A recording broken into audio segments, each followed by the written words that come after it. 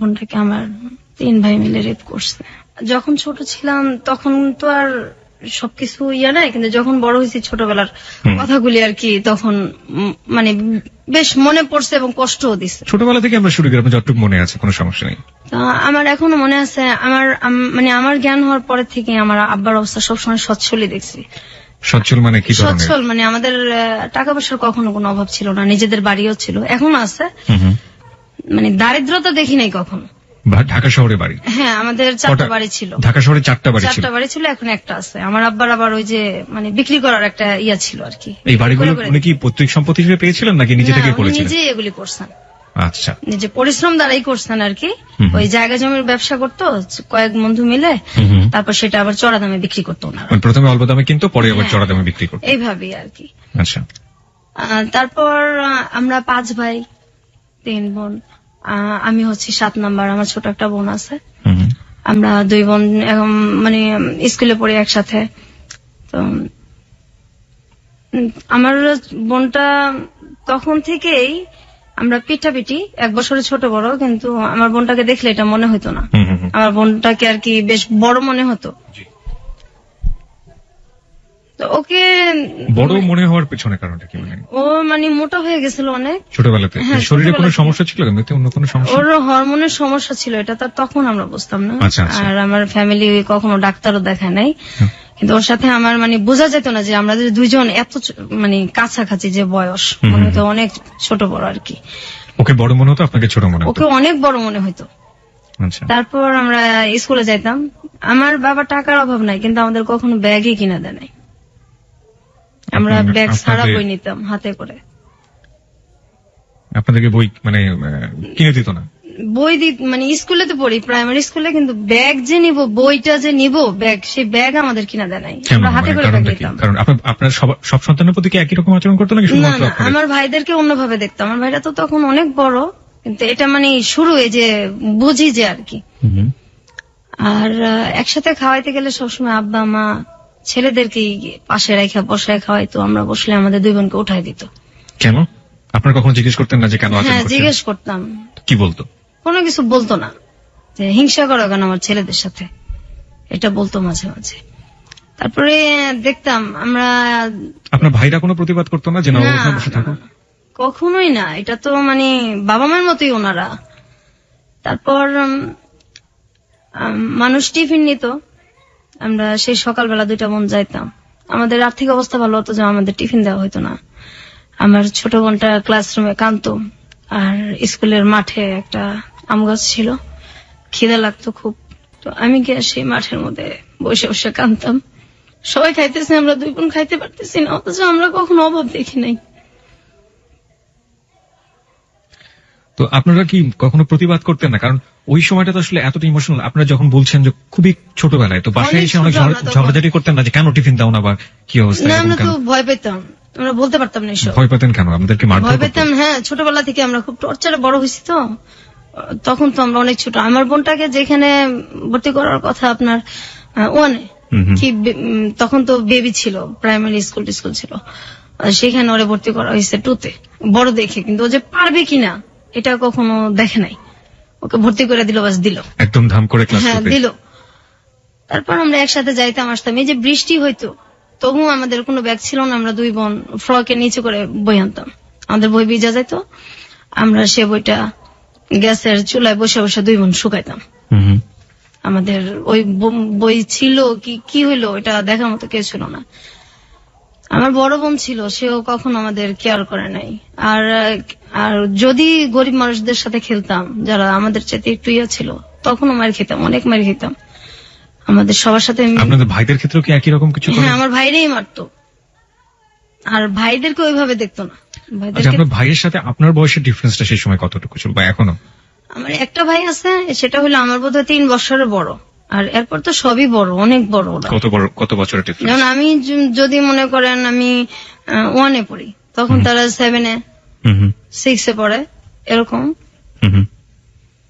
আচ্ছা, যাই আমরা আরো সামনের দিকে, গল্পের সামনের দিকে যাই। তো যখন এই মারধর গুলো করতো, আপনারা বাবা কিংবা মাকে নিশ্চয়ই বলতেন? ওনারা সামনেই মারতো, সামনে তো একসাথেই তো সামনেই মারতো, কখনো কিছু বলতো না। মারার জন্য কোনো কারণ? না না, এই যে খেলতেছি গরিবদের সাথে মারতেছে। হুম। বা এই সারাক্ষণ তো মানে এটা করো ওইটা করো, আমাদের 2 সেকেন্ডের জন্য 2টা বোনরে আমাদের মানে বসতে দিত না। হুম। সারাক্ষণ এটা করো, আর সুযোগ পেলে আমার ঘাট টিপে দাও, পা টিপে দাও, হাত টিপে দাও, এগুলি চলতো। কি ভাই বলতো যে আমার ভাই ঘাট টিপে বলতো, দাও? হ্যাঁ।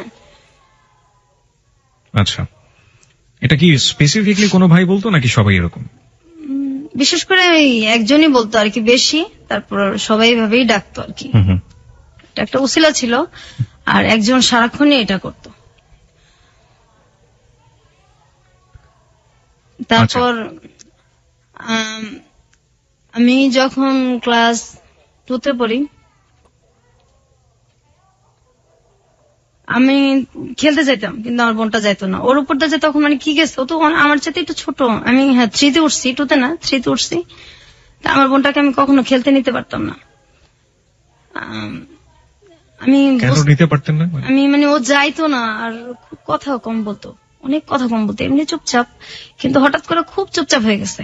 আমরা 2টা বোন একসাথে শুই, একসাথে বড় হয়েছি আমরা, কিন্তু ওই সময়টা আমার মনে পড়ে এখনো যে ওরে আমি বাইরে হঠাৎ করে নিতে পারতাম না। আপনার ভাই বোন কি একই সাথে খেলাধুলা করেছেন কখনো? না না, আমি আর আমার এই ছোট বোনটা একসাথেই থাকতাম, একসাথেই খেলতাম। আমরা দুজন তো পিঠাপিঠি। তারপর আমি খেলতে যাইতাম, আমার বোনটা দূরে থেকে দেখতো, কিন্তু ও যাইতো না, ওরে আমি নিতে পারতাম না। জিজ্ঞাসা করলে কিছু বলতো না। পরে এক সময় আমি বুঝতে পারি আমার বোনটাকে আমার 3 ভাই মিলে রেপ করছে।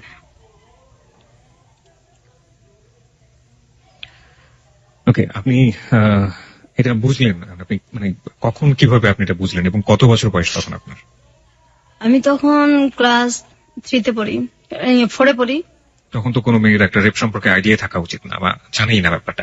আপনি তো পরবর্তীতে বড় হয়ে এটা জিনিসটাকে বড় মূল্যায়ন হয়ে তো করেছেন, জিনিসটা আমি জানি, কিন্তু আপনি তখন কি দেখলেন আসলে? আমার বোন চুপচাপ হয়ে গেছে, আর শুধু বলতো যে আমার ওই জায়গাটা ব্যথা করে। এটাও আমার শরীরে একটা, আচ্ছা ঠিক আছে। আমার এই জায়গাটা ব্যথা করে।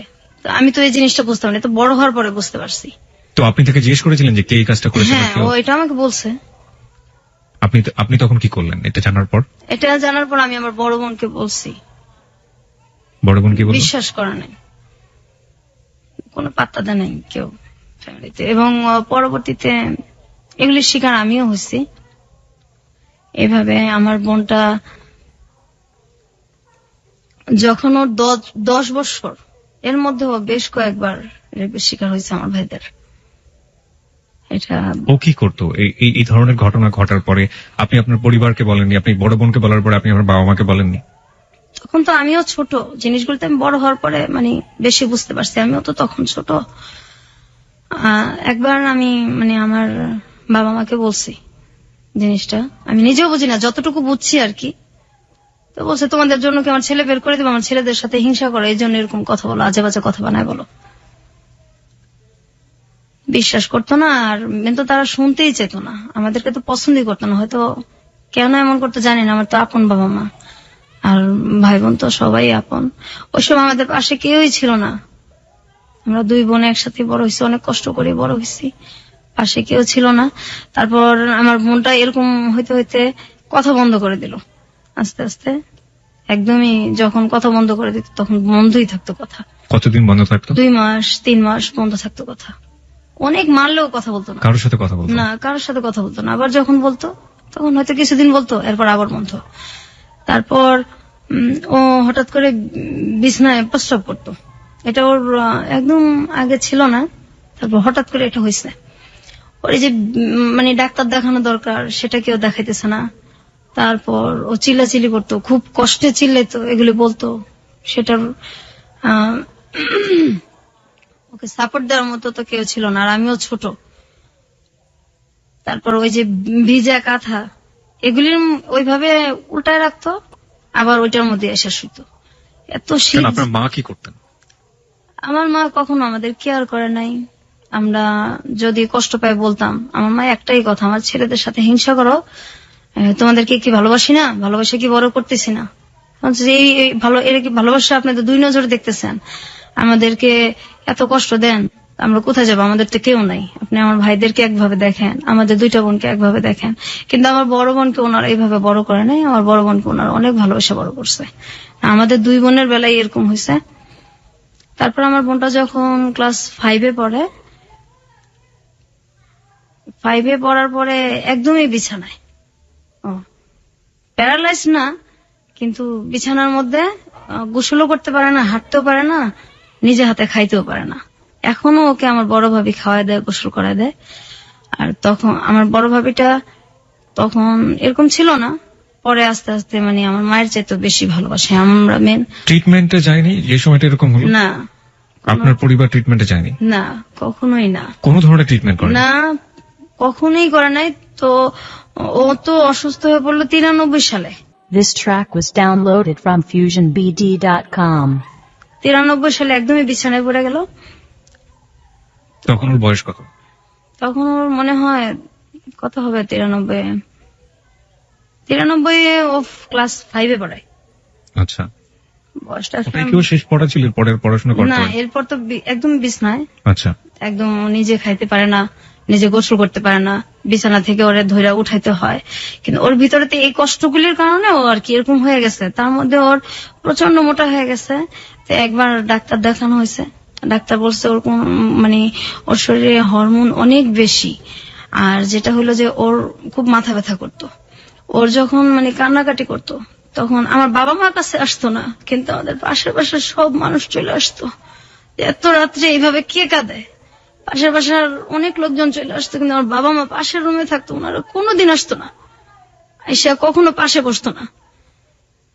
কোন সময়ই আমাদেরকে মানে অসুখ হইলে আমার বাবা মা কখনোই কাছে আসেনি, কিন্তু আমার ভাইদের যদি অসুখ হইতো তারা পাশে যেত, ফল নিয়ে বসে বসে খাওয়াইতো। তারপর আমার বোনটা যখন একদম পড়ে যায় অসুস্থ অবস্থায়, তখন আমার এই ভাবি ওরে এই শুরু করে টানা আর কি। আমার ভাবিটা এমন দিন গেছে যে আমার মানে দুধ জাল দিচ্ছে, ছেলেদেরকে খাওয়াইতো, আমার মা বাবা খাইতো, কিন্তু আমাদের 2 বোনকে কখনোই দিত না। এই দুধ যে মানে খাওয়াটা, আমাদের বাসায় সবসময় দুধ রাখতো, আমার ভাবি আমাদেরকে খাওয়ায় মেন। আমরা ভাবির কাছ থেকে এটা শিখি। আর মায়ের ভালোবাসাটা আমার বড় ভাবি দিছে আমাদেরকে। পরবর্তীতে আমার সেজ ভাবি আসছে, উনিও এখন আমাদের আদর করে। কিন্তু আমার বোনটা এখন অসুস্থ। আমার বাবা আমার বোনটার কখনোই চিকিৎসার কথা বলে খুব রাগারাগি করে। একবার কিভাবে যেন অনেক ঝগড়ার পর আমার বোনটাকে ডাক্তার দেখানো হয়েছে। তো ওই যে ডাক্তার উনি বললো যে হরমোন বেশি, এটা ট্রিটমেন্ট আমি করব। আর ওর সিটি স্ক্যান করা হয়েছে, ওর মাথায় কোনো সমস্যা নাই, ওর মেন হলো তোমার মানসিক ডাক্তার দেখাইতে হবে। এটা দেখাইলে তারপর ধীরে ধীরে যদি ঠিক হয়, এর মধ্যে এছাড়া ওর কোনো আর ইয়া নাই। তো চিকিৎসাটা মনে হয় 2-3 বছর চলছে। তারপর আমার এক ভাই বলছে না, ওকে পাগল নাকি, ওর মানসিক ডাক্তার দেখানো লাগবে।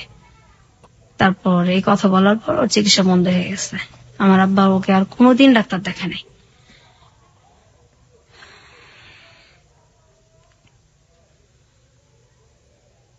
তারপর ও এখনো যদি মাথা ব্যথা করে, এখনো কথা বলে না, 2 মাস 3 মাস কথা বন্ধই থাকে। ওর বয়স কত এখন? এখন ওর বয়স তো আমার 2 বছরের ছোট, ওর 28-27 এরকম চলে। ঈদ আসলে নতুন কাপড় ওরে দেওয়া যায় না, পড়ে না? না। ও কি করে? ও মানুষের সাথে কথা মানে মানুষকে দেখলে ও কি করে? খুব ভয় পায়। আত্মীয় স্বজন বাড়িতে আসলে ও বাথরুমে গিয়ে লুকায় থাকে ঘন্টার পর ঘন্টা। আপনি বলছিলেন যে আপনি ফার্স্ট টাইম জানলেন যখন আপনি ক্লাস 4-এ পড়েন, তখন সে তার ভাইদের তার রেপ। এবং এটা কি ওই একবারই ছিল নাকি পরবর্তীতে আরো না, হয়েছে? ওকে অনেকবারই করা হয়েছে রেপটা। আমরা এই গল্পে ফিরবো, তবে তার আগে একটা বিরতি আছে। বিরতির পর শ্রোতা যারা শুনছেন তাদের উদ্দেশ্যে আমরা বলতে চাই, আমরা ফিরে আসছি আজকের হ্যালো 8920 গল্পতে। এবং সবকিছু আসলে জীবনের গল্প, জীবনে সবকিছুই সম্ভব, এবং যা হয়েছে আজকে তা আসলে অসম্ভবের চেয়ে অসম্ভব। এই অসম্ভব গল্প আপনাকে শেষ পর্যন্ত আমরা বলতে চাই, এবং বলার পর এটা আসলে একটা মেসেজ। আমাদের পরিবারে নারীরা কিভাবে নির্যাতিত হন নিজের মানুষের দ্বারা, নিজের একেবারে রক্তের সম্পর্কের মানুষের দ্বারা, সেখানেও যে আসলে নারীরা অনেক সময় নিরাপদ না, সেটাই আমরা আজকের গল্পে তুলে ধরার চেষ্টা করছি। আমরা ফিরবো বিরতির পর, আশা করছি আমাদের সঙ্গেই থাকবেন। আরেকবার নাম্বারটি মনে করে দিতে চাই, 91156689115668। এটা হচ্ছে আমাদের নাম্বার, এখানে ফোন করতে পারেন। আপনি ফোন করার পর আপনি আপনার নাম এবং সেল নাম্বারটি বলবেন, তারপর আপনার যা বলার আছে আপনি বলবেন। এছাড়া ফেসবুকে আমাদের একটি পেজ রয়েছে, সেখানেও আপনি যোগ দিতে পারেন, আপনার অভিমত জানাতে পারেন।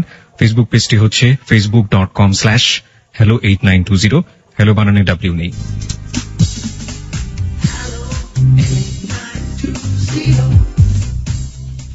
সংবাদের আগে আমরা ছোট্ট করে আবারও ফিরেছি এবং একটু পরেই সংবাদ রয়েছে। আমার মনে হয় যে আপনি বোধহয় একটু নার্ভাস ফিল করছেন বিথি, আসলে কি একটু নার্ভাস? শরীরটাও আপনার তেমন একটা ভালো না, আপনি জি। বোধহয় একটু নার্ভাস ফিল করছেন। নার্ভাস ফিল করার আসলে কিছু নেই। আমরা মনে করি সবচাইতে জীবনে ঘটে যাওয়া ঘটনাগুলো, আপনি আজকে বয়স যদি আমি ভুল করে না থাকি, যেহেতু আপনার বোনের চেয়ে 2 বছরের বড়, 30-এর কাছাকাছি আপনার বয়স। জি। 30 বছর ধরে আপনি যে কষ্টটা বয়ে চলেছেন এবং সেই কষ্টগুলো আজকে আপনি আমাদের এবিসির লাখো শ্রোতার কাছে ভাগাভাগি করতে এসেছেন। নিশ্চয়ই আপনার একটি উদ্দেশ্য আছে, সেটা আমরা অনুষ্ঠানের শেষের দিকে জানবো।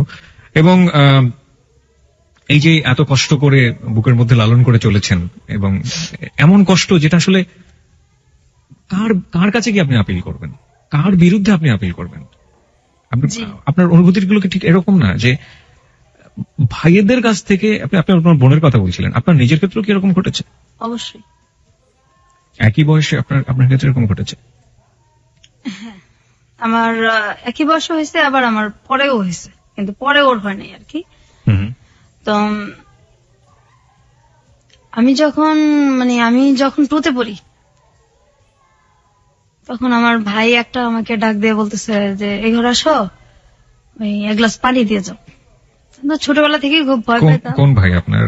এটা আমার সেজো ভাই, একজনই? একজন আর কি। হুম। তো ডাক দিতেছে, তো আমি গেছি পানি নিতে। তারপর এটা তো আসলে তখন বুঝি নাই, বড় হয়ে বুঝতে পারছি। যখন আপনি ক্লাস 2-তে পড়েন? 2তে পড়ি। তারপর আমি পানি দিতে যাওয়ার পর আমার ভাই আর কি দরজা আটকায় দেয়, জানলা আটকায় দেয়, আমার মুখ চাপা ধরে, এবং তার দ্বারা আমি রেপ হই আর কি। তো এটা আমি বাসায় জানাইছি, ওই সেম কথাই। কোনো ব্যবস্থা নেওয়া হতো না বাবা না, মার কাছ থেকে? এটা ছেলেদেরকে জিজ্ঞাসা করা হতো না, উল্টা আমাদেরই ধমকানো হইতো। আপনার ভাইয়ের বয়স তখন কত ছিল? আমার ভাইটা একদম যদি কমও হয় 7-8 তো পড়ে। আচ্ছা, 7-6। মানসিক ভাবে অসুস্থ ছিল কি আপনার না, ভাই? কখনোই না, ওরকম কোনো সিমটমই তাদের নাই। এমনি পাড়ার লোকজন, আপনারা যে পাড়ায় বসবাস করতেন, তারা আপনার ভাইদেরকে কিভাবে চিনতো, মানে কেমন মানুষ হিসেবে চিনতো? আসলে আমাদেরকে তো বাহিরে কম যাইতে দিত, খেলতেও কম দিত। আপনাদের 2 বোনকেই? হ্যাঁ, খেলতেও কম দিত, বাইরে যাইতে দিত কম। তারপর আমি যখন এরকম হয়েছি, হওয়ার পরে আমি কিছুদিন স্কুল যাইতে পারি নাই।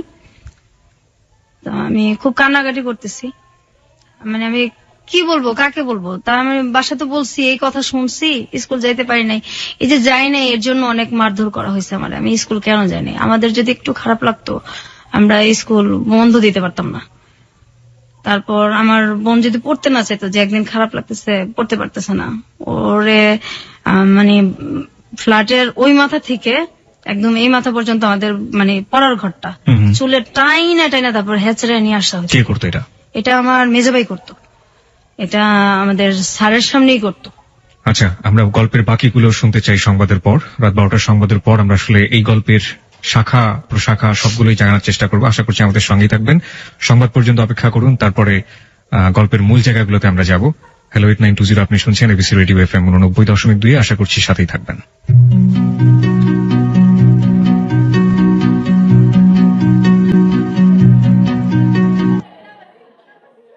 এই গানে বন্ধু শারমিনের সাথে লা ক্লাসিকে প্রতি সোমবার দুপুর 12টার খবরের পর শুধুই এবিসি রেডিওতে।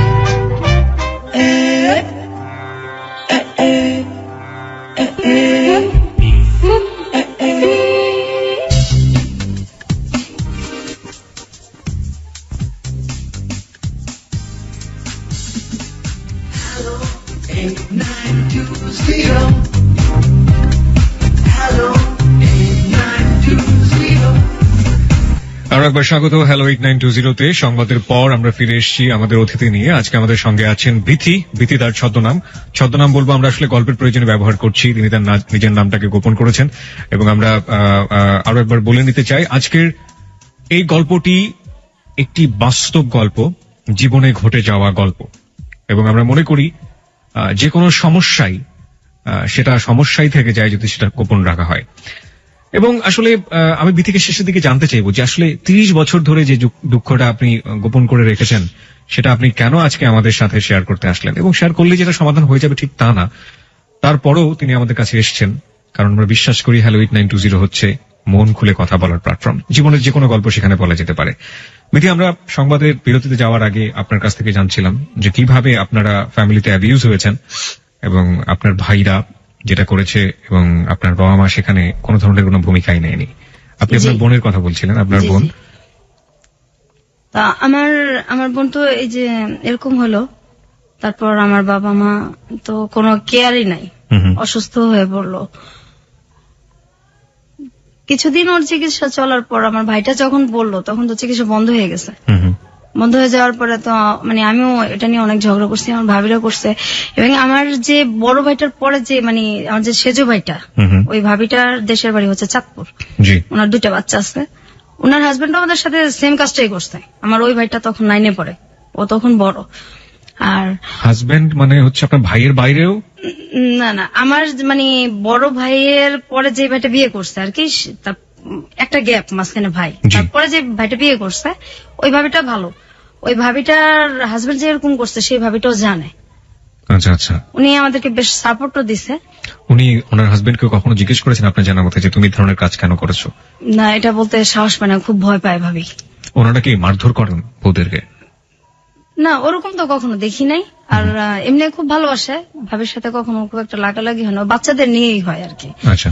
মাঝে মাঝে ওর নিজের বাচ্চার সাথে 2টা ছেলে যে আছে, ওই আমাদের সাথে যেরকম মানে টর্চারটা করতো, যে হাসি খুশি থাকাটা বোধহয় দেখতেই পারে না। কি ধরনের টর্চার করতো? গায়ে হাত তো তুলতো, এছাড়া কি ধরনের হ্যাঁ, টর্চার করতো? তো আমার ধরেন আমি ওই যে স্কুলে যাব হুম। ছোটবেলা, আমি আমার বোনের ইয়েটা আগে শেষ করি। জি। আমার বোনটা তো অসুস্থ হয়ে গেল, তারপর চিকিৎসা বন্ধ, ওর মাথা ব্যথার জন্য আশেপাশে মানুষ চলে আসতো, কিন্তু বাবা মা তো কখনোই আসতোই না। আর আমার ভাইরা ওর চিকিৎসা বন্ধ, যে ও কি পাগল নাকি, ওর তুমি মানসিক ডাক্তার দেখাবা। আর মোটা হয়ে গেছে, ডাক্তার বলছে হরমোনের ট্রিটমেন্ট করলে এটা ঠিক হয়ে যাবে, না হয় এটা ওর অনেক সমস্যা হবে। হুম হুম। আমার বাবা বলছে এগুলি কোনো কিছু নাই, মোটার জন্যই সমস্যা সব। এবং আমার ভাইরাও এটাই কথা। আর আমাদের সংসারটা তাই হয় যা আমার ভাইরা বলে আর কি। আমাদের কোনো ভ্যালু নাই, আমরা 2 বোন কোনো ব্যাপারে কোনো মন্তব্য দিতে পারি না। আর আমাদের যেভাবে চালাবে ওইভাবেই। আমার বাবা টাকা নাই, কিন্তু আমার 2 বোনের যে কাপড় চোপড় গায়ের এটা কখনো মানে দিত না। কাপড়েও আমাদের খুব কষ্ট দিত। আর আমাদের কোথাও এই যে চিড়িয়াখানা বা বাচ্চাদের যে ঘোরার যে জায়গাগুলি, হুম হুম। ঈদ আসতো বা এমনিতে আমাদের কোথাও কেউ নিয়ে যায় নাই কোনোদিন, আমার আব্বাও না। আমরা এগুলি ছোটবেলা দেখি নাই চোখে, কখনোই না। ঢাকা থেকে এগুলি আমরা কখনোই দেখি নাই। তারপর কাপড় চোপড় যদি কোথাও যাইতে হতো, আমার এখনো মনে আছে, আমরা একটা জায়গায় যাব, তো আমাদের কোনো কাপড় নেই, আমাদের পাশের বাসার একটা মেয়ের কাছে গিয়ে আমার জামা চায় নিয়ে আসতে হয়েছে। অথচ আমার আব্বার কিন্তু টাকা আছে, কিন্তু কাপড় চোপড় এত কষ্ট দিত যে মানুষের কাছে গিয়ে আমাদের টাকা চায়, কাপড় চায় নিয়ে আসতে হইতো। অসুখ হলে ডাক্তারও দেখাইতো না। আমাদের ছোটবেলাও টাইফয়েড হয়েছে, পরে ডেঙ্গু জ্বরও হয়েছে। আমার ডাক্তার আমার আব্বা দেখেন, আমার গলার চেন বিক্রি করে আমার চিকিৎসা করা লাগছে। আমার ছোট বোনেরও সেম অবস্থায়, ওর মাঝে মাঝে পা ফুলে যায়, একদম পা ফুলে, গাল টাল ফুলে যায়, খুব কান্নাকাটি করে। আমার আব্বার কোনো খারাপই লাগে না। আর আমার আব্বার কিন্তু একটু বাইরের মহিলাদের প্রতিও আছে, দুর্বলতা আছে, আসা যাওয়াও আছে। আমরা যখন খুব ছোট, আমার মা আর আব্বা দুজনেই কিন্তু মানে মরিদ হয়েছিল। আমাদের বাসায় গান হইতো, পীরের মরিদ গান বাজনা হইতো, আমরা ওটা পছন্দ করতাম না। তখন খুব আমার মা মানে কোনো কিছু নিয়ে যদি রিয়াক্ট করতাম খুব গালাগালি করতো, আব্বাও সেম, আর ভাইরা তো আছেই। আমাদের বাসায় অনেক লোকজন আসা যাওয়া করতো, এটা আমরা কখনোই পছন্দ করতাম না।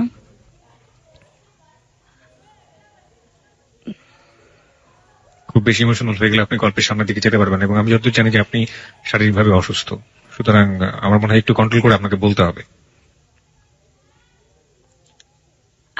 আমি আর আমার ছোট বোন, আমার বোনটা যখন 6-এ পড়ার বয়স, ওর তো 5-এ পড়া আর যাইতে পারলো না, একদম অফ। এর মাঝে তো আমি আগেই বলছি যে আমিও রেপ হয়েছি। হুম হুম।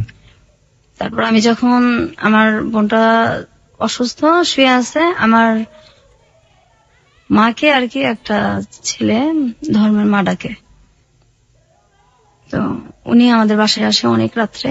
হুম। আমাদের বাড়িটা ছিল অর্ধেক দোতলা অর্ধেক একতলা। আমি আর আমার বোনটা যে রুমে শুইতাম তার পাশে আমার আব্বা আম্মার রুম ছিল, তারপরে ছিল বাথরুমটা। তো ওই লোকটা রাত্রে মানে আসে আমাদের বাসায়, আসার পরে আমার আব্বা আর মা আমার ভাইদের সাথে ওরা শুইতে না দিয়ে, আমাদের কিন্তু জায়গা আছে, ড্রয়িং রুমও আছে, আমাদের রুমে পাঠাই দিচ্ছে আমাদের সাথে শোয়ার জন্য। তো আমি উঠে গিয়া বলছি যে আমাদের এত জায়গা আছে, উনি আমাদের সাথে কেন শুবে? তখন বলছে ওখানে শুলে সমস্যা কি, তোমার ভাই না? ভাই বলে কিছু না, ভাই শব্দ তো ঘৃণা করি ছোটবেলা থেকেই, ভাই নামটাই ঘৃণা করি আমরা, ভাই আবার কি, ভাই বলে কিছু নাই। তারপর ওই লোকরা আমাদের সাথে শোবে। পরে আমরা কি করবো, আমরা দুই বোন সারা রাত একসাথে না ঘুমায় বসে আছি, আর ওই লোকটা আমাদের বিছানার মধ্যে শুয়ে আছে।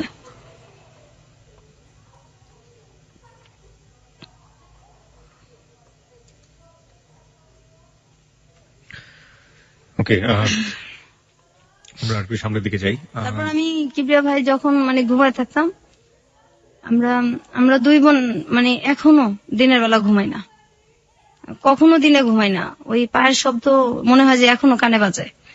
যখন ঘুমায় থাকতাম আমার ভাইরা ঘুমন্ত অবস্থায় এসে গায়ে হাত দিত। আমার ওই ভাইটা তখন 9-10 পড়ে, আমি তখন ক্লাস 6 কি 5 পড়ি। ঘুমন্ত অবস্থায় এসে গায়ে হাত দিত, চিল্লাচিল্লি করতাম, কান্নাকাটি করতাম। পাশে আমার মা আছে, আমার আব্বাও আছে, মনে হয় যে শুনেই নাই, কিছুই শুনে নাই। ভয়ে কখনো শুইতামই না, মানে রাতটা।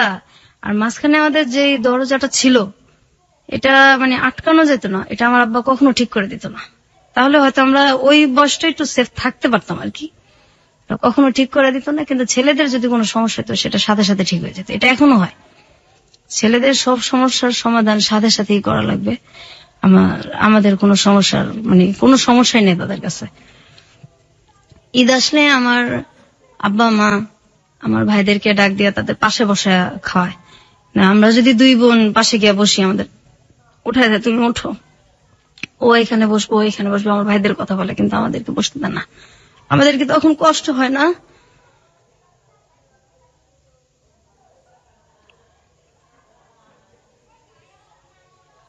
আমি সবসময় বলতাম যে আমরা কি মানে আপনাদের সন্তান না?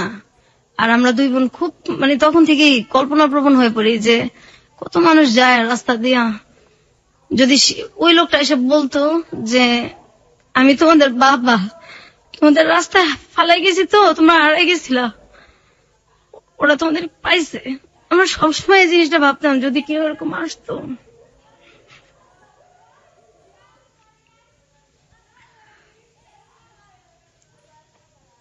আমি যখন ক্লাস 5 পড়ি, আমি স্কুল থেকে আসলাম, আমার তখন রেজাল্ট বের হয়েছে। বাসায় এসে দেখি আমার যে বড় ভাইটা, আমার বড় ভাইটার বয়স তখন সম্ভবত 30-35 কাছাকাছি। আমি তখন ক্লাস 5 পরীক্ষা দিয়ে আসলাম, ফাইনাল রেজাল্ট নিয়ে আসছি বাসায়। আমি এসে দেখি একটা আমার বড় ভাইয়ের মতো কি তার সাথে একটু বড় এরকম একটা লোকের সঙ্গে আমার বিয়ে ঠিকঠাক আমার বিয়ে দিয়ে দিবে।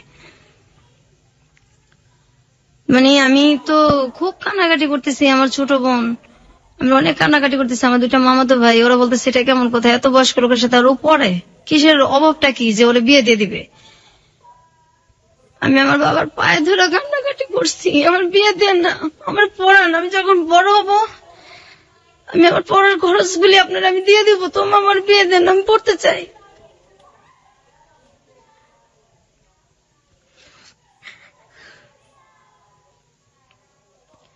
আমার ছোট বোনরা বলতো আমার তো চিকিৎসা করেন না, ওরে পড়ান, ওরে দেখেন। আমার ভাবিরাও বলতো, আমার বড় ভাবিটাও বলতো, আমার আব্বা মা কারো কথা শুনতো না।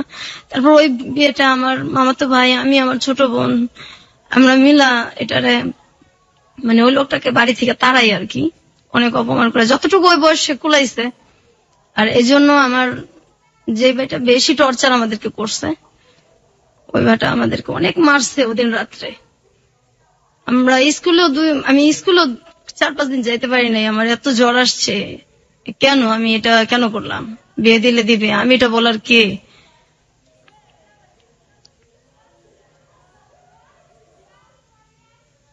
তারপর আমার ছোট বোনটার জন্য খুব খারাপ লাগতো, ওর কাপড় চোপড় তো কখনো পড়তে চাইতো না, আর তখন থেকে আত্মহত্যার খুব চেষ্টা করতো। আমি গাছ লাগানোর খুব শখ ছিল আমার। এই এন্ডিল গ্রাম থেকে নিয়ে আসছি, ধান খেতে দেয়, সেটাও মুখে নিছি, মরে যাবো। এই আপনার বোন আত্মহত্যার চেষ্টা করেছে, এটা আপনি কিভাবে জানলেন? হ্যাঁ, একদিন ওই ইঁদুরের বিষ আনা হয়েছে আমাদের বাসায়, তো সেটা পাওয়া যাইতেছে না। তারপর ওর ড্রয়ারে গিয়ে আমরা ওইটা দেখছি, আর পরে দেখছি যে ও বিছনার মধ্যে একদম কেমন করতেছে, মানে খাওয়ারও বেশ একটা চেষ্টাই করছে, খাইতে পারে না, ওইটা আমরা ফালাই দিছি। আরেকদিন ফ্যানের সাথে চেষ্টা করতেছে, দরজা আটকায় ওনা টোনা বাইন্ধে ফেলছে। তারপর দরজা জোরে আমার বড় ভাবি, ভাস্তি সবাই মিলে আর কি ভাঙ্গা হয়েছে। তারপর আত্মহত্যা করতে পারে না সেদিন, এখন ওই চেষ্টাটার মধ্যে আছে। ও কি এখন পুরোপুরি মানসিক রোগী? একদম মানসিক রোগী। ও মানুষ দেখলে ভয় পায়। কি করে ও মানুষ দেখলে? এই যে বাথরুমে ঢুকে যায়, তারপর এত গরম, এই গরমের মধ্যে কাঁথা মোড়া দিয়ে শুয়ে থাকে। এখনো গরমের মধ্যে কাঁথা মোড়া দিয়ে শুয়ে থাকবে, কার সাথে কথা বলবে না। ঈদ আসলে তো জামা সে পরবেই না, নতুন কাপড় সে পরবে না। তারপর ঘরের যে একটা আসবাবপত্র চেঞ্জ, এটা সে সহ্য করতে পারে না। আর ভাইদের সামনে যায় কখনো? কিসের? আপনার ভাইদের সামনে কখনো যায়? বা ভাইরাও এক বাড়িতেই তো, সামনে পরেই আর কি। কোনো মানে উদ্ভট আচরণ করে? কথা হয় না, খুব একটা কথা হয় না, আর তো সহ্য করতে পারে না। আর মানে রিয়েক্ট তো এখন আর হয় না, করে কি করবে, কোথায় যাবে? আমি জোরে নিয়ে আসবো, আমার যে ছেলেটার সাথে এখন বিয়ে হয়েছে, ওটা তো আমি, আমার বোনকে তো আমি একসময় আনতেই পারবো, কিন্তু চিকিৎসা যে আমি করবো সেই অ্যাবিলিটিটা আমার এখন নাই। আপনার বাবার তো অনেক টাকা আছে, হ্যাঁ। তারা সে এখন পর্যন্ত চেষ্টা করছেন না না, তারা treatment করার জন্য? করবেও না। আমার আব্বা বলছে আমি যে কদিন বাচ্চা আছি এভাবেই চলুক, আমার চিকিৎসা আমি করতে পারবো না। আমার একটা ভাই আছে, হয়তো সে মাস্তানি টাস্তানি একসময় করছে, আমরা ছোটবেলায় দেখছি। আমি যখন 6-এ পড়ি, 6-7-এ পড়ি, সে রাত বিরাত বাসায় আসতো 3টা 2:30টা। আমার আব্বা কোনোদিনও কিছু বলতো না। তো ওই দরজাটা গেটটা আমার খুলতে হইতো বেশিরভাগই। বাসায় যদি পুলিশও আসতো আমারই খোলা লাগতো, না খুললেও সমস্যা আছে, না খুললেও থাপড়াইতো দুইরা। তো ওরে এই যে জেলখানায় যাইতো বা থানায় যাইতো, এক রাতে আমার ছেলেটা মারবো, ব্যথা পাইবো, 40,000 টাকা দিত রাত্রে, 50,000 টাকা দিতে এক রাতের জন্য থানায়, আমার ছেলেটারে যাতে না মারে। তো ছেলের জন্য এত কষ্ট লাগতেছে, একদিন থানায় থাকবে, মেয়েদের জন্য কষ্ট লাগে না। তারপর আবার ছোট নিয়ে আসতো লাখ লাখ টাকা দিয়া, অথচ আমার বোনটার চিকিৎসা হয়ে যায় এই টাকা দিয়া। করবে না? কষ্ট লাগে না, মায়া লাগে না? কি করবে?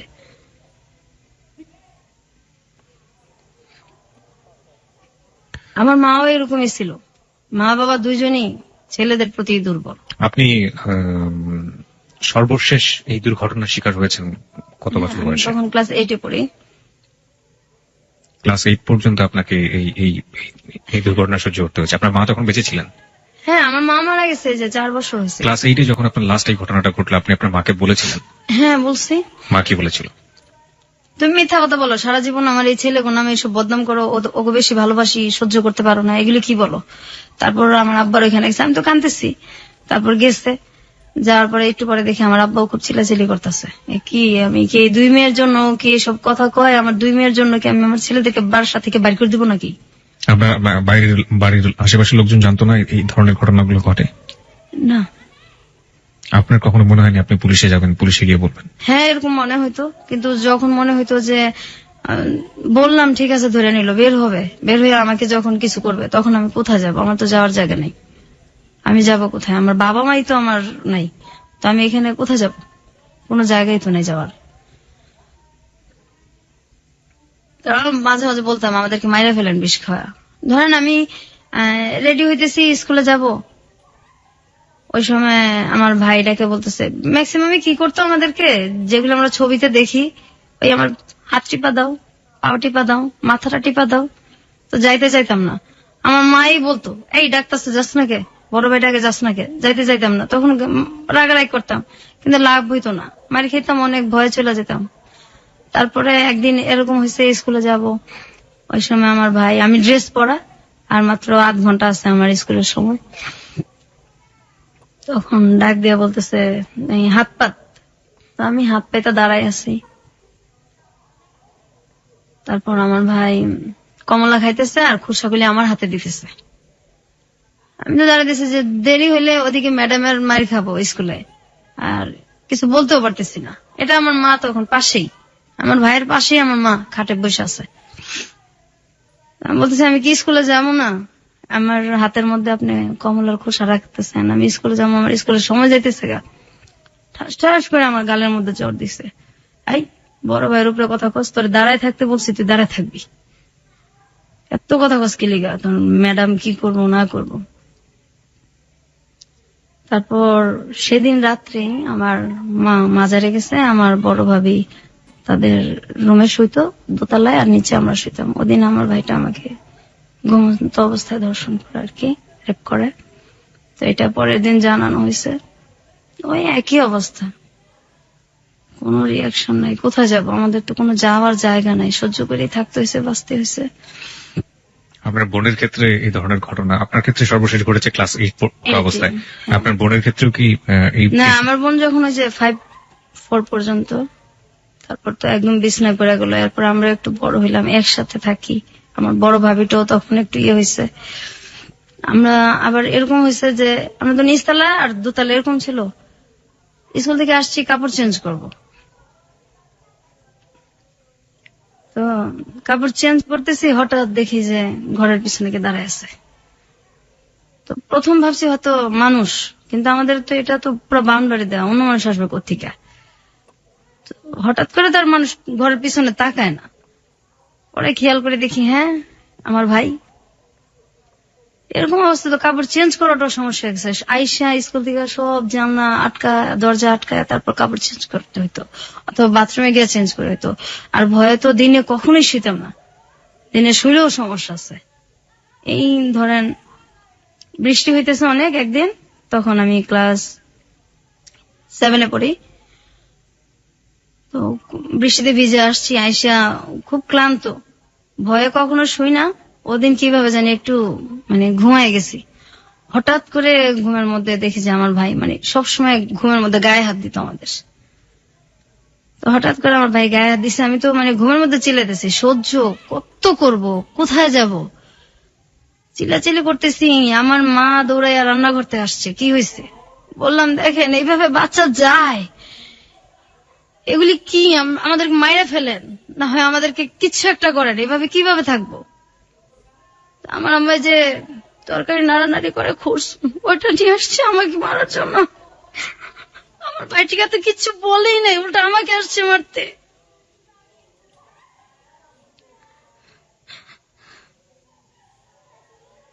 This track was downloaded from FusionBD.com.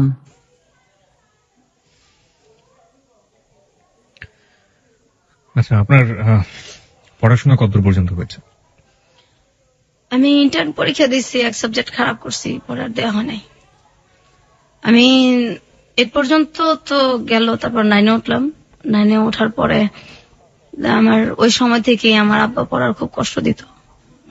বই দিত না, বই দিলে খাতা দিত না।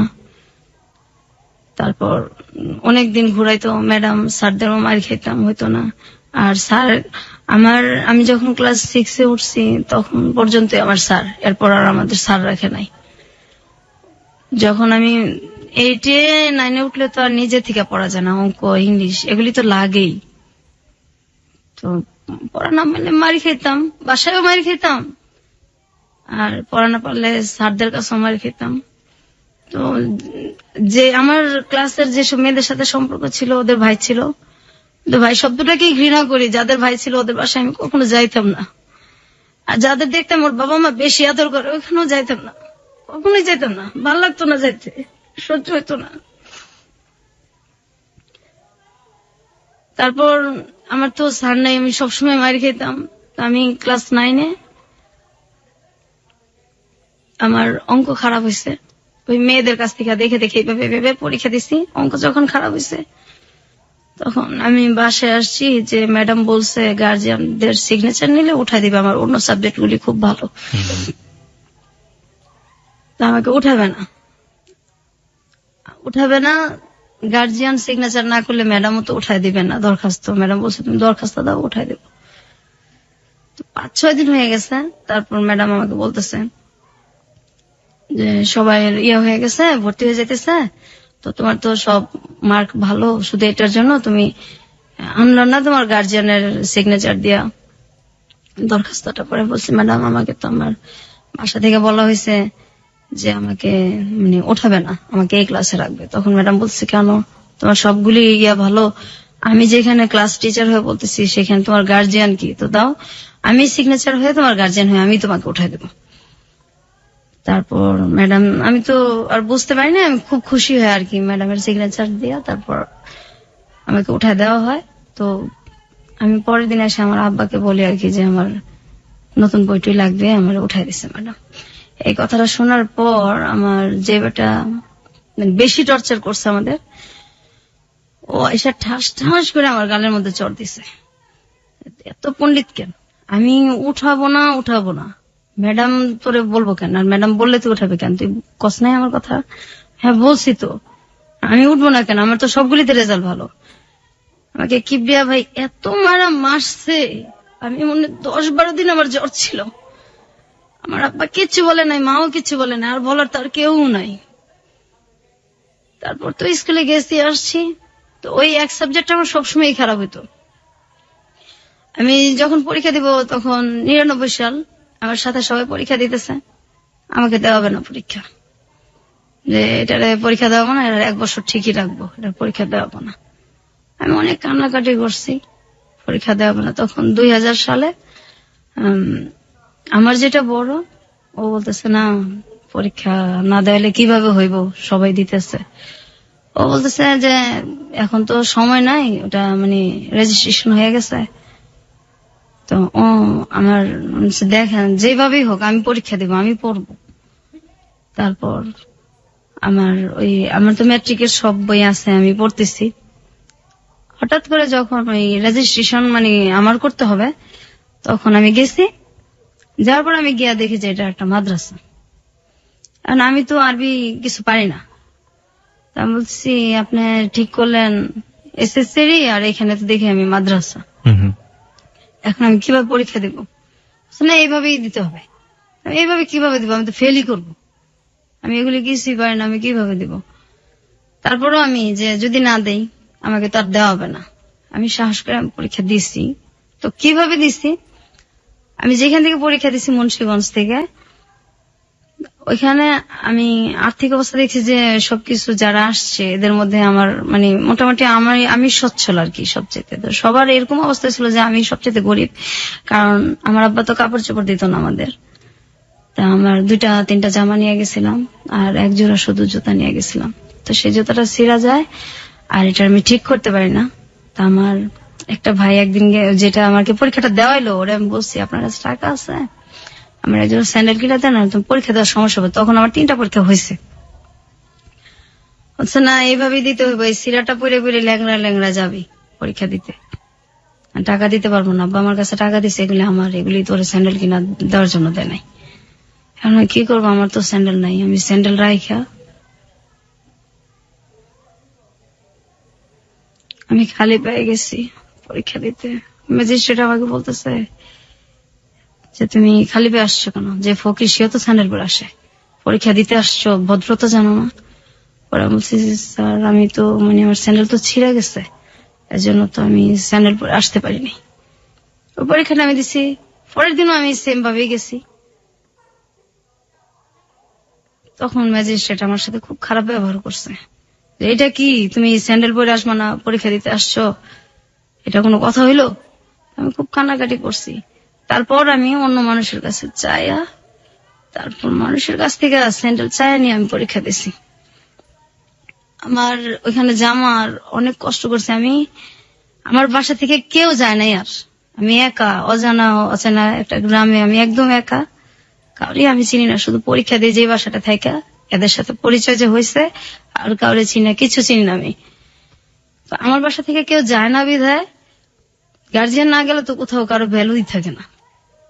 7 দিন একাধারে শুধু ডাল দিয়ে ভাত খাওয়াইছে, আমার অনেক কষ্ট হয়েছে। আমার গার্জিয়ান নাই দেখে ওরা যেখানে জুতা রাখতো তার পাশে আমার শুইতে দিয়েছে, সেখানে শুয়েছি, তবু আমি পরীক্ষা দেব। ওদের জুতার সাইডে আমি শুয়েছি, আর ওরা সবাই ঘাটে শুয়েছে। অন্য যেসব মেয়েদের গার্জিয়ান যেত, ওদেরকে ভালো জায়গায় থাকতে দিচ্ছে, শুইতে দিচ্ছে।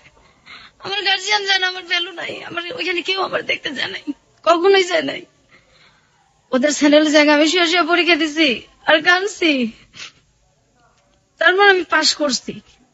আমি বলছি, আব্বা আমি কিন্তু পড়বো, আমার আপনি কষ্ট করে পড়াবেন, আমি পড়বো। আমি বলছে ঠিক আছে পড়ো। আমি খুব খুশি, কিন্তু আমার কলেজে ভর্তি করে না, কলেজে ভর্তি হওয়ার টাকাও দেয় না। আমি অনেক কষ্ট করে সব জায়গায় ভর্তির ডেট শেষ, অনেক কান্নাকাটি করে আমার আব্বুর কাছে, অনেক পায়ে ধইরা তারপর আমি ভর্তি হয়েছি। ভর্তি হওয়ার পর এখন আমার বই কিনা দেয় না, বই ছাড়া কিভাবে পড়বো। তারপরে অনেক কষ্ট করে পড়তেছি। যখন সবাই চলে যেত, ছুটি হয়ে যেত, ক্লাস যার যার এক এক সময় এক একজনের ক্লাস শেষ, যখন পুরা কলেজটা ফাঁকা হয়ে যেত, তখন আমি লাইব্রেরিতে যেতাম। লাইব্রেরি স্যারের হাত ধরে কাঁদতাম যে স্যার আমি খুব গরিব মানুষ, সব শেষ হয়ে গেলে আমার আপনি একটু নোট করতে দিবেন, আমার তো বই নেই। আমার তখন মাত্র 6টা বই ছিল। স্যার বাকি বইগুলো আমি প্রত্যেকদিন এসে নোট করে করে নিয়ে যাব, আমার আপনি একটু সময় দিবেন। স্যার বলছে ঠিক আছে তুমি নোট করে নিয়ে যাও। সবাই চলে যেত, তারপর আমি সন্ধ্যার সময় বাসায় আসতাম। এই নোট করে করে আমি পরীক্ষা দিছি। আমি একটা সাবজেক্ট খারাপ করছি, আমি অনেক কান্নাকাটি করছি, পরে আমার আর পরীক্ষাই দেওয়া নেই আমার আব্বা।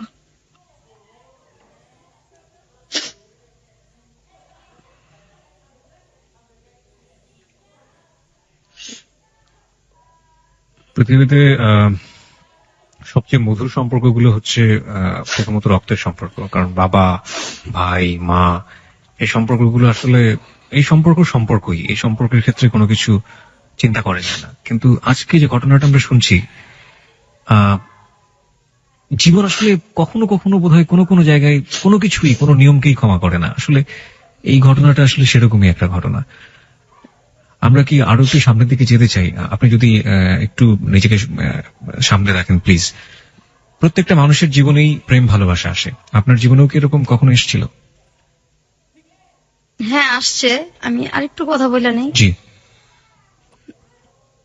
আমি কিন্তু এই যে বড় হয়েছি, কোথাও বেড়াতে যেতে পারতাম না। আমার ভাইরা বেড়াতে যেতে দিত না, পিকনিকে যেতে দিত না, আমার আব্বাও এটার কোনো কিছু করতো না। কখনো বেড়াতে যেতে পারতাম না, কোথাও দাওয়াত হলে যেতে পারতাম না। আর প্রেম আমি যখন ইন্টারমিডিয়েট দিব, তার কিছু আগে দিয়ে আর কি, আমার মানে প্রতিবেশী এক ছেলের সাথে আমার সম্পর্ক হয়। ওই প্রপোজাল দেয়, সম্পর্ক হয়। হওয়ার পরে আমি মানে শুধু ঠিক করতেছি যে আমি ওকে আমার ফ্যামিলি সম্পর্কে বলবো। জি। তো যখনই বলি তখনই বলে তোমার ফ্যামিলি দিয়ে বা তোমার কোনো অতীত দিয়ে আমার দরকার নেই, আমার ওগুলি দিয়ে কোনো কিছু দরকার নেই। ও তখন অনার্সে পড়ে। আচ্ছা। আমি আমার ফ্যামিলিতে জানাবো। ও অনেক গরিব ছিল, মানে আমাদের ফ্যামিলির তুলনায়। এখন আমার ফ্যামিলির ভিতরে কি এটা তো আর ও জানে না। জি। বাহির থেকে তো মানে বড় লোকই। ও সবসময় বলতো যে আমি তোমার সাথে কোর্ট ম্যারেজ করবো, তোমার ফ্যামিলিতে বললে তো আমাকে বিয়ে দিবে না। আমি বলছি না আমি রাজি করাবো, তো আমার কিছু কথা আছে, এটা তুমি শোনো, তারপর ভাল লাগলে সম্পর্ক আগায়। বলছে না পরে। তো এই শুনে না যখনই বলতে চাই যে আমার একটু একটু টাচ দেই, কিন্তু ওই যে জিনিসগুলি ওগুলি সুযোগটা হয় না। আর আমিও মানে বলার যে ইয়াটা মনের, ওইটাও আমি সঞ্চয় ওই তখন সাহসটাও পাই না, যে মানে আমি তো একা, যদি ও চলে যায় তো আমি তো এরপরে তো একদমই একা হয়ে যাব। কত বছরের সম্পর্ক ছিল ওর সাথে? 2 বছর। ওকে। তারপর একটা সময় আমার মানে তখন আমার আব্বা তো মানে পড়াবেও না, বিয়েও দিবে না। তারপর আমি মানে ওই সময়টায় ওর সাথে যখন আমার সম্পর্কটা প্রায় 2 বছর কাছাকাছি, ওরও মানে অনার্স শেষ হয়ে আসছে, শেষ পরীক্ষা দিচ্ছে অনার্স, তখন ওকে আমি বলছি যে তোর সাথে কিছু কথা আছে, আজকে আমার কথা শুনতেই হবে। তা বলছে ঠিক আছে শুনবো। ওই সময় আমার একটা ভাই মানে যে কোনো কারণবশত আর কি একটু জেলখানায় যায় আর কি। ওই ভাইটার আমরা কখনো দেখতে পাই না, তো সেম ভাই আমার ওই ভাইরাই, ওইটা নিয়ে আমার কোনো মাথা ব্যথাও নাই। কিন্তু এটাও ও জানে আর কি, আমাদের একই এলাকায় যেহেতু ও জানে, জানার পরে তো আমি বলছি যে এই জিনিসটা নিয়েও কথা বলবো আর আমার ফ্যামিলি সম্পর্কে কথা বলবো। আর ও ঠিক করছে ওর বাবা মাকে পাঠাবে আমাদের বাসায়। ফ্যামিলি সম্পর্কে কথা বলবেন মানে আপনি যে ভায়োলেন্সের শিকার হয়েছেন আপনার ভাইদের দ্বারা লম্বা একটা সময়, এটা আপনি বলতে চাচ্ছিলেন? এটা আমি বলতে চাইতেছি, কিন্তু আপনি সুযোগ পাচ্ছিলেন না। না আমি সুযোগ পাইতেছি না, আর ও শুনতে চাইতেছে না। আর দেখা তো আমি 4 মাস 5 মাস পর করতাম, আচ্ছা এত আচ্ছা। মানে তাড়াতাড়ি দেখা করতাম না। তারপর মানে ওকে আমি একদিন, আর আমি দেখাও করতাম ওর সাথে, যে জায়গায় আমি বলতাম ওই জায়গায়, ওর ইচ্ছা মতো আমি দেখা করতাম না, কারণ আমি তো ছেলেদের বিশ্বাস করতেন? বিশ্বাসই করি না। আর ওর সাথে সম্পর্কটা আমার সহজে হয় না, অনেকদিনই লাগছে। তারপর ওকে আমি বলছি যে তুমি যে মানে আমার কথা শোনো না, তা এখন আমি আমার মানে একটা কথা বলবো, তারপর তুমি দেখো কি করবা। আর ওই সময় কিন্তু এই যে আমার অনেক বিয়ের প্রপোজাল আসতো, আমি শুধু ওর জন্য সব বাদ দিছি। অনেক ভালো ভালো ছেলের প্রপোজাল আসতো, হুম হুম। ওর জন্য সব বাদ দিছি। আমার ভাবিকে দিয়ে আমি আমি বললেই রাখছি আমার ভাবিকে যে আমি এরকম একটা ছেলের পছন্দ করি। আমার ভাবিকে দেখাইছি, আমার ছোট বোনকে দেখাইছি, আমার মানে 2 ভাবিকেই দেখাইছি। তারপর আমার বড় ভাবি মেয়ে দেখছে বেশি, বলছে না অসুবিধা নাই, শিক্ষিত আছে, গরিব দেখে কি হইছে, আমরা একটা কিছু ইয়া করে দেবো না। আর এভাবে আপনি কতদিন বাঁচবেন, এভাবে তো বাঁচা যায় না, বের তো হইতে হবে। হুম হুম। তারপর মানে ওকে আমি বলছি, বলার পরে ও হঠাৎ করে আমাকে বলতেছে যে বলছেন মানে কি আপনি আপনার আমার যে লাইফে যে আমার ভাইদের দ্বারা যে আমরা নির্যাতিত হয়েছে আর কি, এই জিনিসটাই মেন আমার বলার। নির্যাতিত শব্দটা আসলে এখানে যায় না, এর চেয়ে বড় কিছু বলা উচিত। আমরা ঠিক জানি না শব্দটা আসলে কি হবে। ওকে, আপনি রেপের ঘটনাগুলো আপনি তাকে খুলে বলেছেন। হ্যাঁ, আমি এবং এগুলি আপনার সব বলছি। এবং আপনার সহ আপনার বোনেরও ব্যাপারটা আপনি বলেছেন। পুরো ফ্যামিলিটার সম্পর্কে আমি ওরা টাচ দিছি যে বাইরে থেকে তো তুমি দেখো, এই তো বিয়ে হইলে কিন্তু আমার এটা না বললে তোমার এখনই আমি বলি, যাতে আমি তো এটা কখনো না কখন বলবোই, তোমার কাছে তো এটা আমি গোপন রাখবো না, যার সাথে আমার বিয়ে হোক। তো এই হইলো। হুম হুম। আমি যে ওর জন্য যে ছেলেগুলিকে মানে বিয়ে করি নাই, হুম হুম। যখন আমার বিয়ের প্রপোজাল আসছে এটাও জানে, এবং ও 2-1টাকে দেখছে। ওই সময় ও আমার বলতেছে, দেখো আসলে আমি তো তোমার ভালোবাসি নাই, আমি তো একটা মেয়েকে ভালোবাসতাম।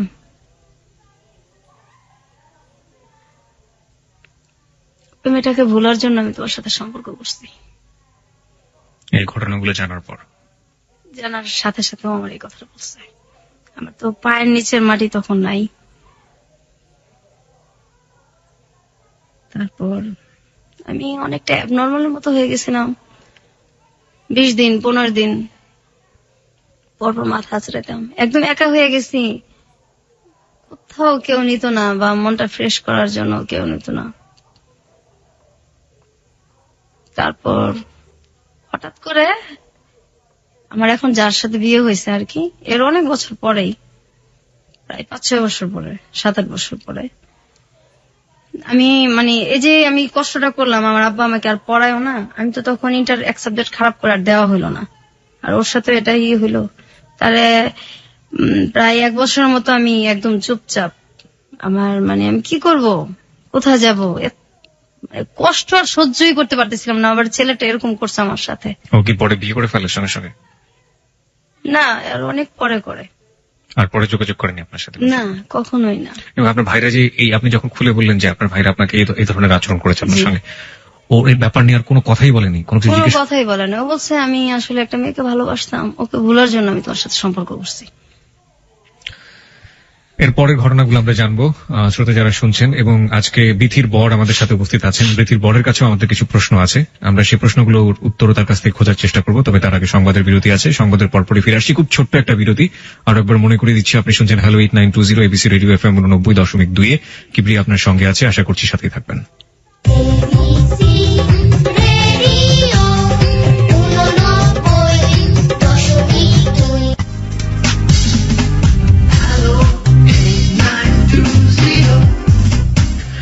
হ্যালো 8920 তে আরো একবার স্বাগত। 1:04 হচ্ছে সময়। কিবরিয়া আপনার সঙ্গে আছে, আর আপনি শুনছেন আপনার প্রিয় স্টেশন এবিসি রেডিও FM 90.2। এই হ্যালো 8920 হচ্ছে আপনার গল্প বলার প্ল্যাটফর্ম, আমরা বলি এটাকে, এবং আপনি আপনার জীবনের গল্প এখানে বলতে পারেন। এখানে আমরা কোনো কাকতালীয় অধিভৌতিক কোনো গল্প বলি না, এবং আপনি আপনার জীবনে যেটা ঘটে গেছে সেই গল্পগুলো এখানে বলবেন এবং সেই গল্প থেকে যারা আমাদেরকে শুনছেন লাখো লাখো শ্রোতা তারা বিভিন্ন শিক্ষা নিয়ে থাকেন। আজকের গল্প থেকে আমরা কি শিক্ষা নেব? প্রত্যেকটা মানুষেরই আসলে এখানে ব্যক্তিগত একদমই আপেক্ষিক একটা ব্যাপার যে আসলে কি শিক্ষা নেব। তো আমি একটা শিক্ষা ব্যক্তিগতভাবে নিয়েছি এবং নিব, সেটা অনুষ্ঠানের শেষের দিকে বলবো। আর একইভাবে বিথি আজকে আমাদের সাথে আছেন, ছদ্মনাম বলছি, তার আসল নামটা বলা সম্ভব হচ্ছে না আমাদের পক্ষে এবং আসল জায়গাটাও বলা সম্ভব হচ্ছে না। সে কি শিক্ষা নিয়েছে তার ছেলে মেয়েদের ক্ষেত্রে সেটাও আমরা জিজ্ঞেস করব। আর এই ফাঁকে আপনাকে আরো একবার একটু মনে করিয়ে দিতে চাই, আমাদের অনুষ্ঠানে আপনি অংশগ্রহণ করতে পারেন। 24 ঘন্টা একটি নাম্বার খোলা রয়েছে আপনার জন্য, 91156668। আবারও বলছি 91156668। এই নম্বরে ফোন করে আপনি আপনার নাম এবং আপনি আপনার সেল নাম্বারটি ধীরে স্পষ্ট করে দিয়ে আপনি যা বলতে চান বলবেন। যে কোনো ধরনের প্রতিক্রিয়া হতে পারে, যে কোনো ধরনের কথা হতে পারে, কিংবা আপনি যদি এখানে অতিথি হয়ে আসতে চান, কি গল্প বলতে চান আপনার জীবনে সেটা বলতে পারেন এবং আপনার সাথে আমরা যোগাযোগ করবো। হতে পারে আগামী সপ্তাহে আপনি এখানে আমাদের অতিথি হয়ে আসবেন। এছাড়া ফেসবুকে আমাদের অতিথিদের সাথে যোগাযোগ করতে, অতিথিদের যে কোনো ধরনের সাহায্য করতে, অতিথি প্রোগ্রাম সম্পর্কে অনুভূতি জানাতে, যে কোনো মন্তব্য করতে আপনি ফেসবুকে একটি পেজ রয়েছে হ্যালো 8920, সেটাতে আপনি যোগ দিতে পারেন। আপনাকে যেভাবে খোঁজ করতে হবে RJ Kibria, RJ space KEBRIA, not KIB, ঠিক আছে? RJ স্পেস KEBRIA, ওখানে আপনি জয়েন করতে পারেন এবং আপনার যা প্রতিক্রিয়া আছে আপনি সেটা জানাতে পারেন। এখন পর্যন্ত আমরা যেসব প্রতিক্রিয়া পেয়েছি, মানে হঠাৎ করে যদি বলা হয় যে পৃথিবীটা ধ্বংস হয়ে গিয়েছে এবং তারপরও মানুষ অবাক হবে না, এত বেশি অবাক হচ্ছে। এবং আমিও ঠিক এতটাই অবাক হয়েছিলাম যখন আমি বিথিকে ফোন করেছিলাম, বলেছিলাম যে আপনি আসলে কি বলতে চেয়েছিলেন, আপনি একটু বলেন। আমি স্পিচলেস, যেটাকে বলে, আসলে বাকরুদ্ধ হয়ে গিয়েছিলাম। আমরা ঘটনার এখনো শেষের দিকে না, আমরা একটু সামনের দিকে এগোতে চাই। বিথি, সেই ছেলেটা তো আপনার জীবন থেকে চলে গেল, তার 4-5 বছর পরে আপনি বিয়ে করলেন। জি যাকে বিয়ে করলেন সে আমাদের সাথে রয়েছে এই মুহূর্তে, আপনার বর। এটাও কি আপনার লাভ ম্যারেজ ছিল? না, এই বিয়েটা হলো কিভাবে? বিয়েটা হলো যে আমাদের মানে ও হচ্ছে আমার দুঃসম্পর্কের আর কি এক আত্মীয়র ছেলে, এক দুঃসম্পর্কের এক খালার ছেলে আর কি। তো আমরা যখন ওদের সাথে আমাদের কোনো সম্পর্কই নাই, আচ্ছা, যখন খুব ছোট 5-এ 6-এ পড়ি, তখন সম্ভবত ওদের বাড়িতে আর কি, সম্ভবত না একবার গেছি আমি আর আমার মানে বড় ভাইয়ের মেয়ে। তখন আমার বড় ভাই তো খুব ছোটবেলা বিয়ে করে ফেলছিল, ওটা বলা হয় নাই। তো ওর মেয়েটা আর আমাদের কিন্তু মানে বয়সের বেশি পার্থক্য না। আচ্ছা, তারপর যাই হোক, ওই ভাস্তিটা আর আমার ভাস্তিটা তখন খুব ছোট, মানে ওর কোলেই নেই এরকম আর কি। ওরা নিয়ে গেছি, যাওয়ার পর তো ওই সময় ও সম্ভবত 9-এ পড়ে, 9-এ কি 8-এ পড়ে। ওই সময় গেছি, যার পর এই আর কখনো যাওয়া আসা দেখা সাক্ষাৎ হয়নি? না না, ওরাও কখনো আসে নাই, আমরাও কখনো যাই নাই। তো ও নাকি ওই সময় দেখে আমাকে ভাল লাগছে, ওই 9-এ পড়া অবস্থায় আর কি, ওইটা সে মনে রাখছে আর কি। তো এর মধ্যে হয় কি, আমি মানে আমাদের গ্রামে যাই একদিন বেড়াতে, যাওয়ার পর আমার যে মানে চাচাতো মামা, ওটা সম্পর্কে ওরও মামা হয়। তো ওই মামা আমাকে আর কি বলতেছে যে তোমাকে মুখ আর কি আত্মীয়র ওই মানে ওর পরিচয়টা দিছে। আমি তো চিনি না, কারণ আমি ছোটবেলা একবার গেছি। জি। তো আমাকে খুঁজে কেন, কি জানি এমনি জিজ্ঞাসা করলো। আমার মাথায় তো আর কিছু আসে নাই, কারণ আমি তো তারে চিনি না, ছোটবেলা একবার দেখছি, ওটা তার মনেই নাই। তারপর হঠাৎ করে একদিন আর কি উনি ফোন দেয় আমারে যে আপনার নাম কি? হ্যাঁ আমার নাম এই। ওর আমার নাম বলার পরে আমি চিনতে পারি যে আপনার সাথে আমার কিছু কথা আছে। যে বলেন। না আমি তো কথা আসলে ফোনে বলবো না, আপনার সাথে আমি দেখা করবো। আসলে আমি দেখতে এত খারাপ, আপনি আমার সম্পর্কে ভাই হন তো এমনি থাক না, কারণ আমি তো আপন ভাইদের ঘৃণা করি, আর কিসের খালাতো ভাই কিসের কি ভাই শব্দই আমার কাছে নাই। তো আপনি আমার সাথে কেন দেখা করবেন? সে একটু কাজ আছে আমার মানে আমি দেখা করবো না আর কি। তারপর অনেক দিন আমাকে মানে অনেক দিন ফোন করছে, প্রায় 2 মাসে ফোন করার পরে, খুব রিকোয়েস্ট করার পরে তারপর আমি ঠিক আছে আমি দেখা করবো আপনার সাথে। তারপর আমি দেখা করছি, করার পর উনি বলছে যে আমি আসলে আপনাকে তো সেই ছোটবেলা দেখছি, তো আমি তখন থেকে ঠিক করে রাখছি আমি বিয়ে করলে আপনাকে করবো। বলছে না আমাদের ভাই বিয়ে করা যাবে না, আমি বিয়েটা করবো না, কারণ বিয়ের শব্দটাও ঘৃণা করি। ছোটবেলা ওই যে আমার একবার বিয়ের ইয়েটা হয়েছে, তারপর থেকে বিয়ের শব্দটাও ঘৃণা করি, আর আমি এগুলির মধ্যে নাই, আর বিয়েটা করবো না। আর আমার আব্বা তো মানে বিয়ের টাকা খরচ হবে, বিয়ের মধ্যেও নাই, আর আমার তো তখন মানে বিয়ের ইয়া না, আমার তখনও আমি কাঁদতেছি যে আমি পড়বো, পড়াশোনা করবো। হ্যাঁ, আমার যে পড়া গ্যাপ গেছে, আমার যে একটু বয়সটা বাড়ছে, ওইটা আমার কিচ্ছু যায় আসে না, লজ্জাও লাগে না। আমি মেন হলে আমি পড়বো তখন। হুম। আমি পড়ার জন্য কাঁদতেছি যে কেউ যদি আমার সাহায্য করে তখন আমি পড়বো। তেমন যে আপনি যদি পড়তে চান তা ঠিক আছে, আমি পড়াবো, কিন্তু আমি আপনাকে বিয়ে করবো। ঠিক আছে, আপনি বিয়ে করবেন, আমি তো বিয়েটা করবো না, এরকম কথাটা তো বলে চলে আসি। হুম। আর কথা হয় না। তো উনি আমার অনেকদিন ফোন দেয়, ফোন দিতে থাকে। এক পর্যায়ে আমি আমার ফোনটা মানে সিমটা আমি চেঞ্জ করে ফেলি। তা আমার ওই মামা তো আমার মানে আমার গ্রামে আমার ওই মামা আমার ফোন নাম্বার গুলি তো সবসময় নিত, ওনার সাথে আমার সবসময় কথা হতো। ওনার আমি বলছি যে আপনি ওনাকে কিন্তু কখনো আমার নাম্বারটা দিবেন না। জি। তখন আমার ওই মামা ওরে কি করে, আমার মামার আবার ও খুব করে বলে বোঝায়, তারপর ফোন নাম্বারটা দেয়। দেওয়ার পরে ও বলতেছে, খুব কান্নাকাটি করছে, আপনি ফোন চেঞ্জ মানে সিমটা চেঞ্জ করলেন, আমার তো আপনার সাথে কথা ছিল, হুম। আপনি এরকম করেন না। পরে আমি বলছি, দেখেন আমি বিয়ে করব না। অনেক রিকোয়েস্টের পরে তখন আমি বলছি যে আমি এরকম একটা মেয়ে, আমি আপনার বিয়ের যোগ্য না। তো বলছে আমি আপনার যোগ্য না, কারণ আমাদের দিক থেকে আর্থিক অবস্থায় ওরা মোটামুটি একটু কম আর কি। আর আমি যে ধরনের ছেলে পছন্দ করি আপনি সেটার মধ্যেও পড়েন না, আমি বিয়ে করব না। আমি বিয়ে যদি করি আমার যেমন পছন্দ এমন করবো না, আমি করবো না।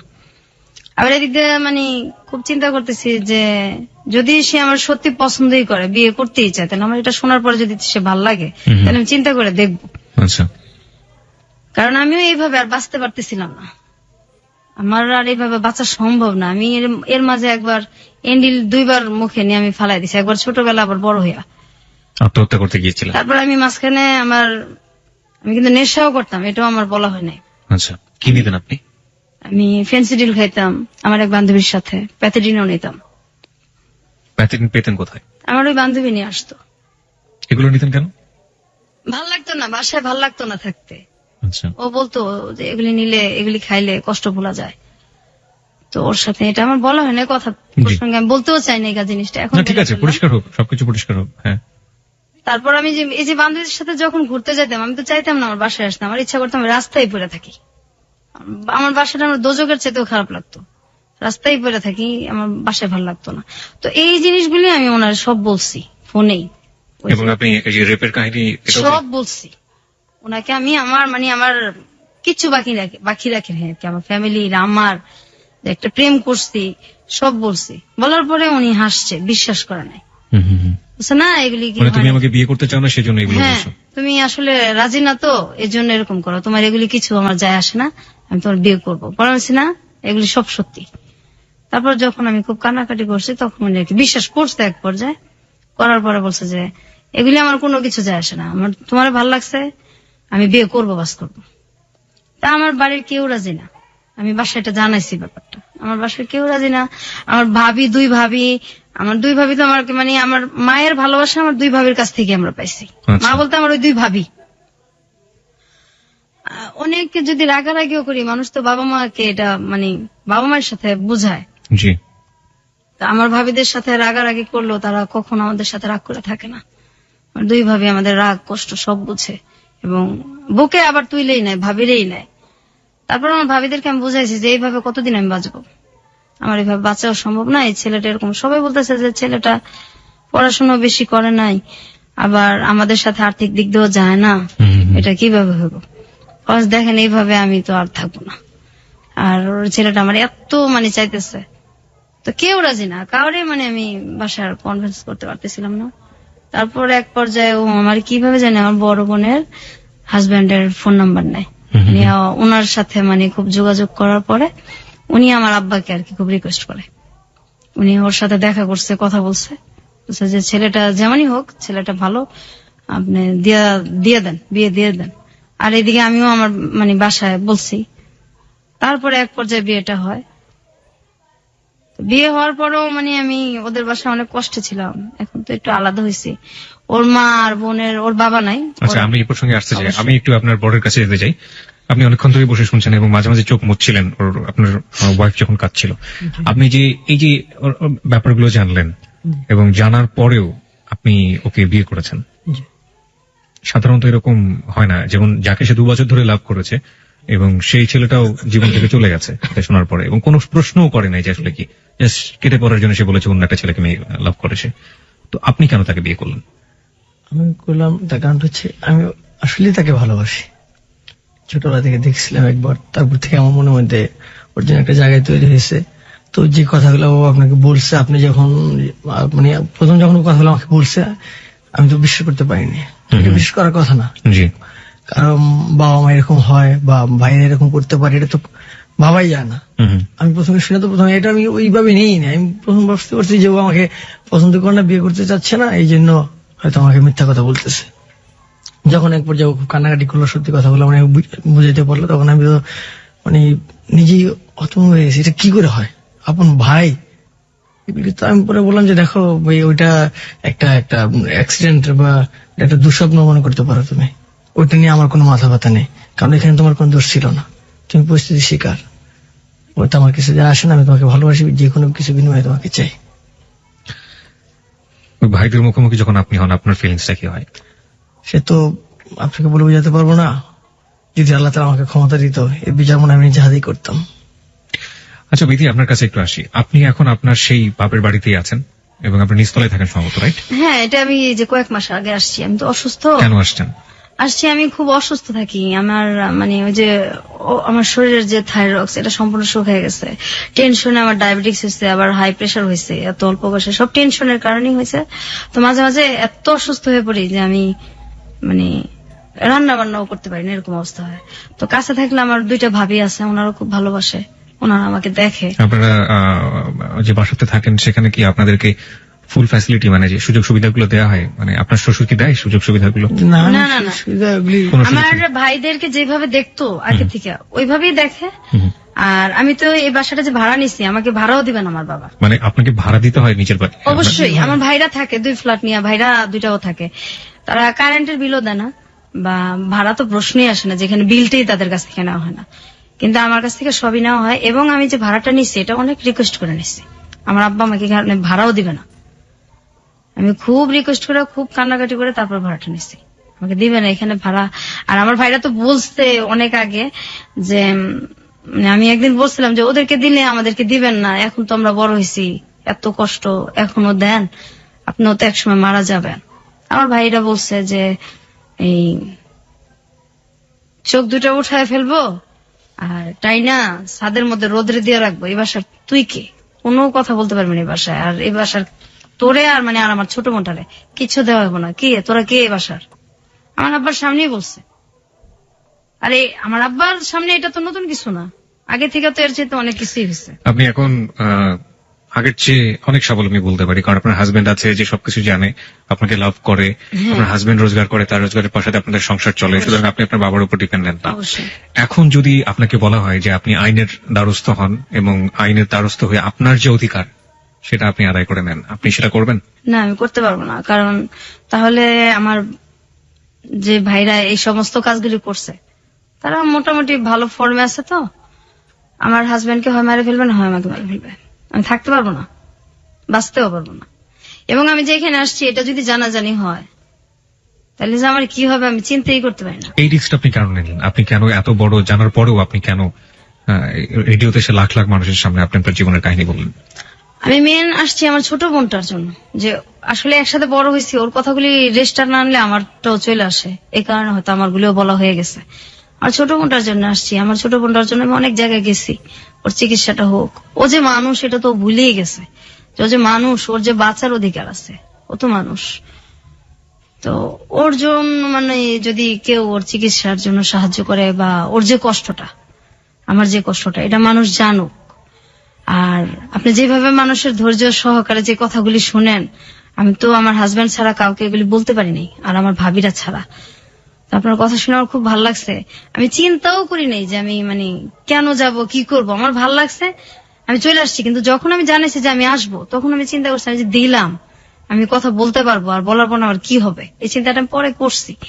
তো এখন আমি আমার মেন আমার বোনটার জন্য আসছি। আর আমার মানে মানুষ তো সবাই প্রেমের কথা বলে, পরিবারে যে কি মানুষ যে কি কষ্ট নিয়ে বাইচে আছি, আমরা এখনো বাঁচতেছি। আমি এখনো কিবরিয়া ভাই ঘুমাইতে পারি না, এত বড় হয়েছি। দিনের বেলা আমার হাজবেন্ডকে জিজ্ঞাসা করেন, কখনো ঘুমাই না, রাত্রেও আমি 4টা পর্যন্ত প্রত্যেকদিন সজাগ থাকি, 4টা 3:30।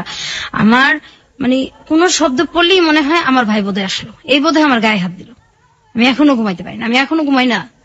আমি ক্লাস 7 এর পরের থেকে আমি কোনোদিন দিনে ঘুমাই নাই, রাত্রেও আমি ঘুমাই না। রাত্রে আমার 2:30 3টা, আর আমার বোন তো ঘুমাই না। আমার বোন সারা রাত বসে থাকে, সারা রাত কান্নাকাটি করে। এই যে এত নামাজ চেষ্টা করি পড়তে, আল্লাহর কাছে এত কান্নাকাটি করি যে কত মানুষের বিচার হয়, এদেরও বিচার হয় না, আমার বোনটারও লাইফটা চেঞ্জ হয় না।